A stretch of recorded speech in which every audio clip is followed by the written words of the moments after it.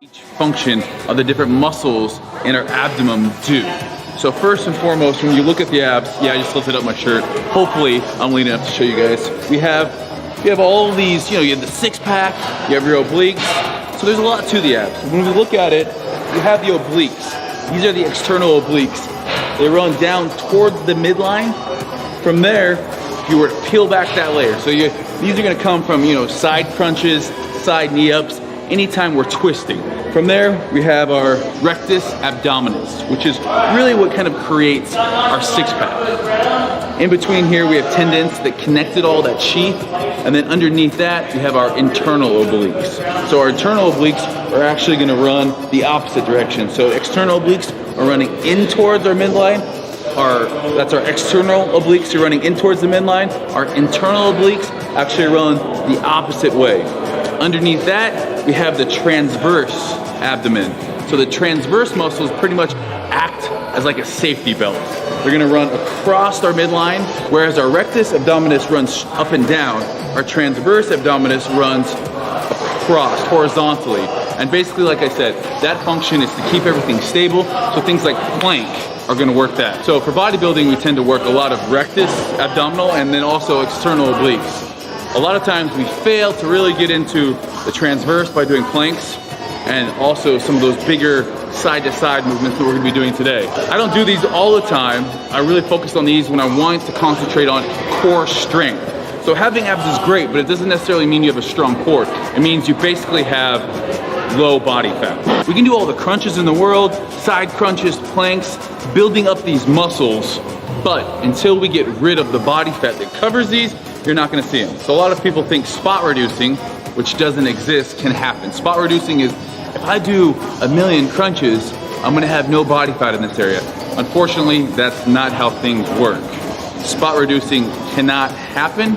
We all carry weight and fat disproportionately in our body. Some people tend to carry it, kind of equally throughout. Those are the lucky people. Men, we tend to carry it more in our glutes, our lower back, our abs. Women carry it more in their thighs and their booties. Usually, typically where you gain weight first is also where you're gonna lose weight last. So I have a lot of people that message me saying, Steve, I've been cutting, I'm pretty lean everywhere, but I can't get abs.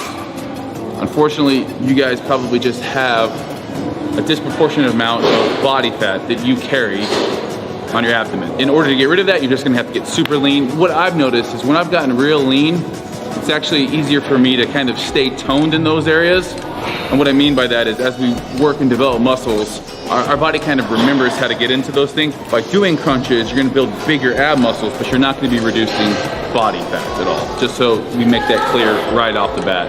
For our first exercise, you're gonna need a set of sliders. Now these are professionally done, thanks to the trainers here at Bunker. Or you can find some Walmart if you're in the States. I don't know where if you're not in the States, but sliders are gonna go underneath our feet. If you don't have sliders, you can just take off your shoes, use socks if the floor is slippery enough. So the first movement we're gonna be doing is a plank with a leg slide. So from here, we're gonna sit up in a nice plank.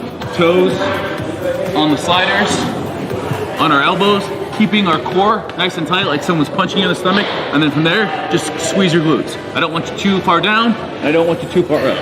So glutes nice and squeezed. From here, we're gonna come out to the side and back down. So you're also getting some hip work, but working primarily the transverse abs, keeping the legs as straight as possible. We got 15 on each side. And then without any rest, we're moving on to our next exercise. Next exercise is a reverse V-up. From here, we're gonna be almost like we are on the plank, except for we're gonna be on our hands. Our core is still nice and tight, glutes are squeezed. From there, we're just gonna slide all the way up. And if you're like me, and you're not super flexible, you can do one of two things. The first would be to bend your knees, which I don't recommend. The second would be to get a plate, put your hands on the plate. Now that allows, I'm off the ground a little bit more, I have more room to slide my feet underneath. So we're gonna be right here, right there. Back to the starting position. 2, 3, 4, 5, 6, 7, 15 will leave you gassed. Moving into our next exercise, no break, straight into it. The third and final movement in this tricep is a band resisted sit-up. So you're gonna find different bands out there. This one's purple and it has a medium resistance. I'm gonna find the pole in the gym and I'm just gonna loop it around and pull it through. From there, I'm gonna get into a sit-up position. I'm just gonna put that band over top of my head. You can already feel that resistance pulling on me here. So you can either have a partner sit on your toes, or if you don't have a partner, have the dumbbells. That way you're not moving all the way around. This band wants to pull you back. So either having a partner or the dumbbells on the toes is gonna help a whole lot. From there, starting in a crunch position and just coming up, keeping our hands either in front of us or to our sides. I don't want them behind your neck. Squeezing, coming back down.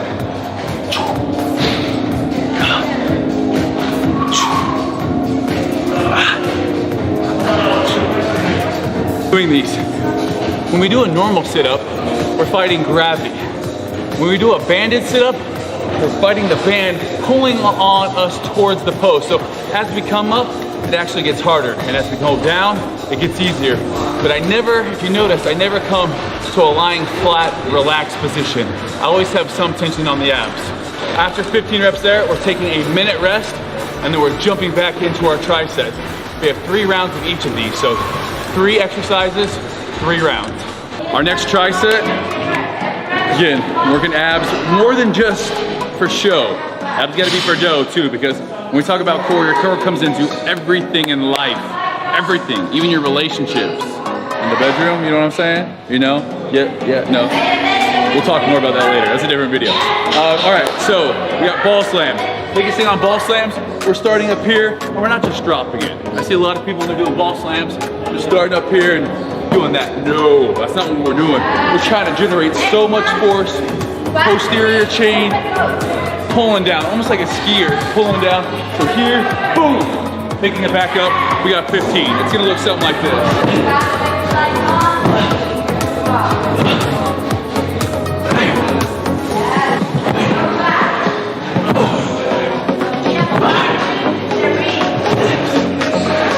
Straight from there into our sidebar rotations. Biggest thing here, keeping the arms straight. I don't want it too far away from your body either. So we're gonna start off at about 60 degrees, keeping the arms straight as possible. Just rotating, fighting on the way down, and come back up. Working the intercostals, external, internal obliques, all that good stuff. We got 10 each side. The key is to do it nice and slow. Arms straight at all times. Fight it.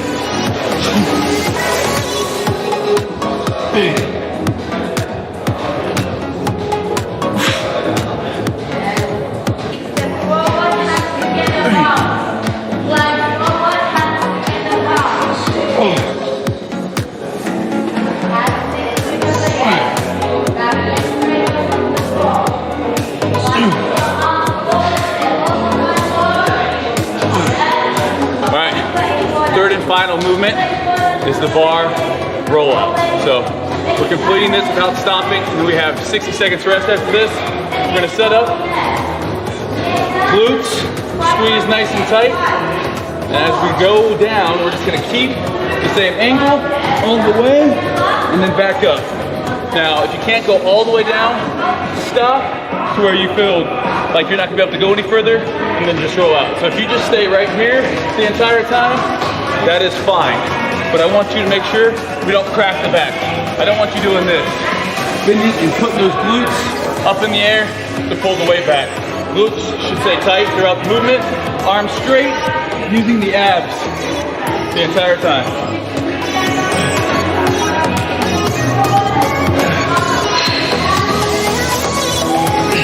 One of my favorites, because I feel like it really requires you to keep that core tight. You're using your transverse as well as the rectus abdomen. I always have a hard time saying that word, abdomen, abdominal, abdomini. Your rectus and your transverse abdomen. We're at 90 seconds, no, 60 seconds, and then we're back into it.